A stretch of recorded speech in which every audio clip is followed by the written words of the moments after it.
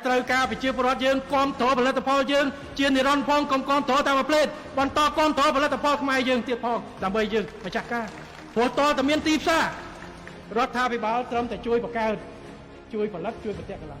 តែបើប្រជាពលរដ្ឋខ្មែរដែលជាអតិថិជនមិនទិញទីផ្សារក៏វាមិនរីកបើសិនជាប្រជាជនយើងទិញលុយនឹងក្រុមហ៊ុនយកទៅដើម្បីបង្កើនផលិតកម្មបង្កើនគុណភាពអីកាន់តែ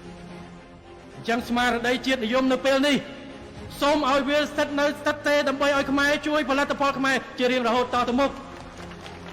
និយាយបែបនេះមិនមែនបានន័យថាកម្ពុជានឹងបិទប្រទេសឈប់ធ្វើពាណិជ្ជកម្មនោះទេប៉ុន្តែមានផលិតផលច្រើនណាស់ដែលយើងអាចតបជាប់រវាងអ្នកផលិតក្នុងស្រុកជាមួយនឹងប្រជាជនអ្នកប្រើប្រាស់ក្នុងស្រុកជាជាងយកពីរបស់នាំចូលមកនេះគឺជាការពិតហើយយើងឃើញធ្វើនៅពេលនេះយើងឃើញធ្វើបាន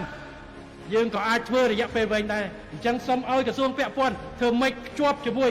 ប្រព័ន្ធទីផ្សារបោះដុំលក់រាយយ៉ាងម៉េចអ្នកនាំបោះដុំមកពីក្រៅប្រទេសប្រវែមកបោះដុំនៅក្នុងស្រុកទៅបាទធ្វើយ៉ាងណាដើម្បីកាត់បន្ថយការនាំចូលដើម្បីជួយគ្រប់គ្រងផលិតផលក្នុងស្រុកជួយបង្កើតការងារនិងធានានៅចំណូលដល់ប្រជាពលរដ្ឋនៅក្នុងស្រុកនិងវិស័យឯកជនក្នុងស្រុករបស់យើងមិនថាស្បៀងអាហារចំណីអាហារជាបែបកសិកម្មឬសិប្បកម្មឬយ៉ាងណាទេផលិតរបស់ប្រើប្រាស់ក៏ដូចគ្នាអញ្ចឹងខ្ញុំសូមឲ្យស្មារតីនេះខ្ញុំឃើញអញ្ចឹងការរួមគ្នារវាងប្រជាជនអតិថិជនរវាងវិស័យឯកជនរវាងរដ្ឋយើងជាមួយគ្នាអញ្ចឹងសូមឲ្យស្មារតី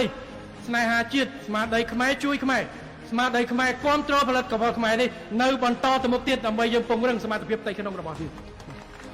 ហើយខ្ញុំសូមឲ្យអំពាវនាវឲ្យអ្នកផលិតត្រូវគិតគូរអំពីគុណភាពរបស់ខ្លួនទាំងតម្លៃ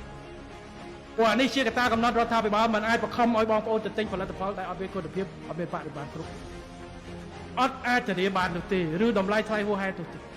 អញ្ចឹងយើងនឹងខិតខំជួយធ្វើយ៉ាងណាដើម្បីភ្ជាប់ឲ្យបានច្រើនខ្ញុំឃើញថ្ងៃមុនគ្រាន់តែគេដើរបង្ហាញម៉ូដគេរៀបបង្ហាញម៉ូដហ្នឹងគេបើធម្មតាកៅអៅគេទទួលគេពាក់កៅអៅទៅនេះគេបង្ហាញម៉ូដគេដាក់ផលិតផលមានទឹកសុទ្ធមាននំមានអីជាប់ហើយខាងសហគមន៍អីផ្សេងក៏មានអញ្ចឹងយើងចាប់ផ្ដើមបើទូទាំងប្រទេសបានវាចាប់ផ្ដើមពីភូមិពីស្រុកមួយពីឃុំឥឡូវខេត្តមួយសាកមើល